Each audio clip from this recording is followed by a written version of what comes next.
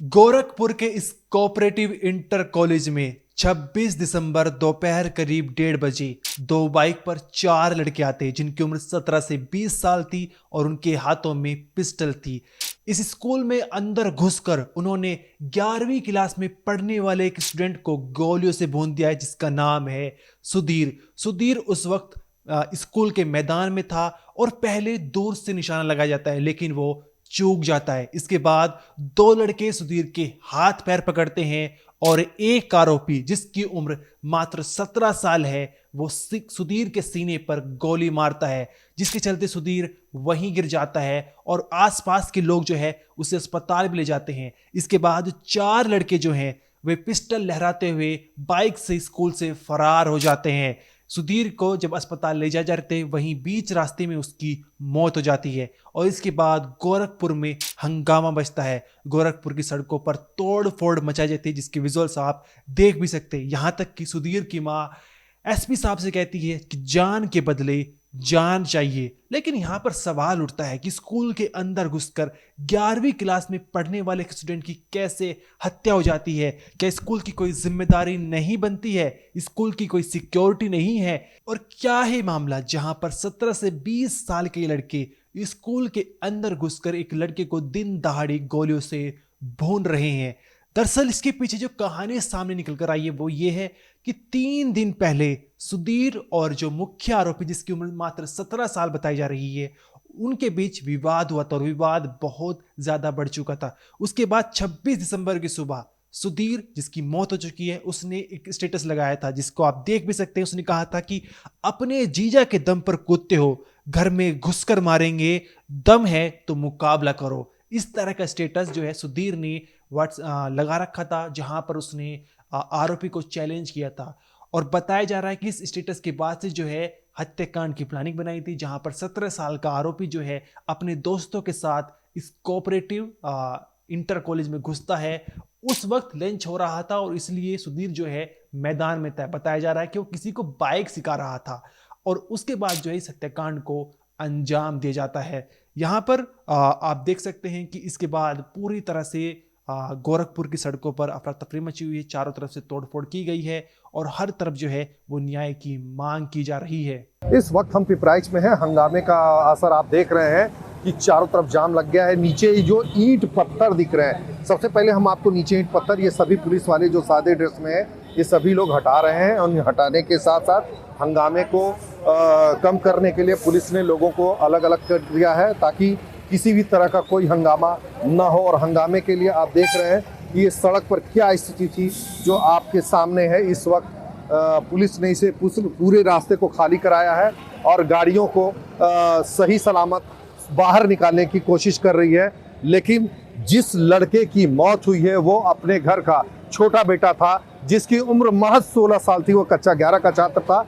उसके परिजन का कहना है, उनके सभी परिजनों का कहना है कि उनके पास रहने और खाने के लिए कोई एक सहारा भी नहीं है।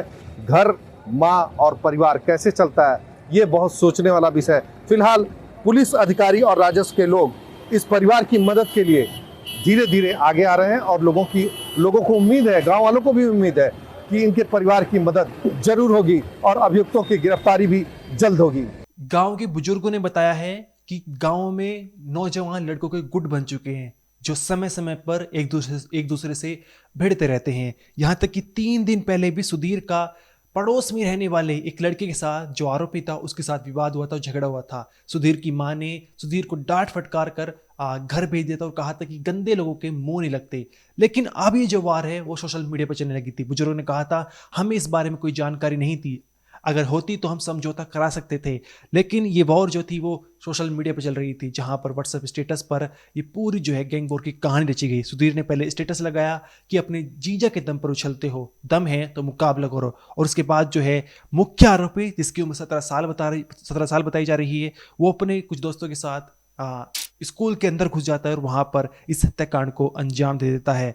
इसके अलावा पुलिस ने जो है शुक्रवार शाम को 3 लोगों से पूछताछ भी की थी। अभी तक नहीं पता चला है कि कौन मुख्य आरोपी है, लेकिन पुलिस जो है लगातार इस मामले की छानबीन कर रही है और जल्द से जल्द जो है आरोपी को पकड़ने की बात कर रही है। देखिए, थाना क्षेत्र पिपराइच के गढ़वा क्षेत्र में एक ही गांव के रहने वाले दो लड़कों में झगड़े की रंजिश को लेकर के झगड़े की बात सामने आई थी, जिसमें जो जानकारी प्राप्त हुई है, एक लड़के के द्वारा दूसरे की हत्या कर दी गई है। इसके संबंध में परिवार से बात की गई है। जिन जिन लोगों के बारे में उन्होंने बताया, उनमें एक बाल अपचारी व एक वयस्क है, जिनको वो मुख्य आरोपी बता रहे हैं। उसके अलावा और दो लोगों के संबंध में उनके द्वारा जानकारी दी गई है। परिवार के द्वारा तहरीर दी जा रही है। सुसंगत धाराओं में मुकदमा पंजीकृत कर हमारी 3 टीमें निकल चुकी हैं जो गिरफ्तारी करने के लिए। एक संदिग्ध को वर्तमान में हिरासत में लेकर पूछताछ की जा रही है। वह अन्य जो 2 नामजद अभियुक्त हैं, उनके भी परिवार वालों से उसके बारे में जानकारी की जा रही है। तो जैसे भी फिर आगे प्रगति होती है, एक के संबंध में जुवेनाइल जस्टिस बोर्ड और अन्य के संबंध में जो भी कार्रवाई होगी, आप लोगों को अवगत करवाया जाएगा। क्योंकि इसमें एक अभियुक्त जो है वह नाबालिग है, तो उसकी पहचान नहीं बताई जाएगी। बाकी अभियुक्तों के संबंध में आपको डिटेल से अवगत करवा दिया जाएगा। देखिए, अभी तक जो समझ में आया है कि इनका आपसी में जो बच्चे हैं, उसी में कोई एक स्टेटस को लेकर के, आपस में कमेंट को लेकर के विवाद था, क्योंकि एक ही गांव के आसपास के रहने वाले हैं। उसी विवाद के क्रम में आज इनके द्वारा इस तरीके से दूसरे की हत्या कर दी गई है। बाकी जैसे आरोपी पकड़ा जाता है, उससे पूछताछ में जो भी विवरण सामने आएगा, आप लोगों को अवगत करवाया जाएगा। सर एक चीज़ बताइए, वो विवाद क्या सोशल मीडिया पे था या फिर पब्लिकली था? नहीं, अभी तक देखिए, अभी बहुत कुछ भी बोलना जल्दी होगा। एक बार हम अभियुक्तों से पूछताछ कर लेंगे, इस संबंध में पूरी जानकारी होगी, तभी आप लोगों को अवगत करवाएंगे। आपको बता दें, सुधीर एक गरीब परिवार से ताल्लुक रखता है। पिता लोहा बेचते हैं और माँ भी छोटा मोटा काम करके गुजारा करती है।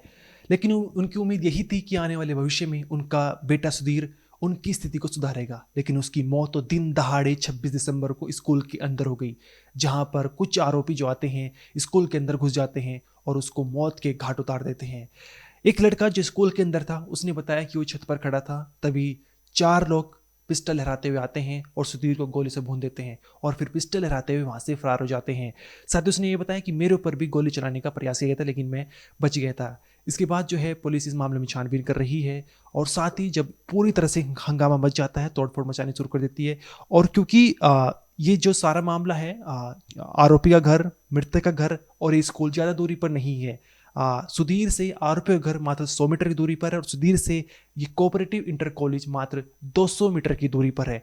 इसके बाद जब ये आरोपी का सामने आता है, जो आशंका जताई जा रही है, जहाँ पर लोगों ने बताया है कि उन्होंने जिन लोगों को देखा है, तो उनके घर भी जो है तोड़फोड़ मचाई जाती है। यहाँ तक कि उनके परिवार के ऊपर, उनकी माँ के ऊपर जो है ये पूरी जो भीड़ होती है वो हमला बोलना चाहती है, लेकिन वहाँ पर पुलिस मौजूद होती है। पुलिस किसी तरह से कंट्रोल कर पाती है, उनको अब जो सिक्योरिटी दी जाती है। इस मामले को लेकर आपका जो भी कहना है कमेंट सेक्शन में जरूर बताइए। इस वीडियो में तो नहीं, आप देखते रहिए क्राइम तक।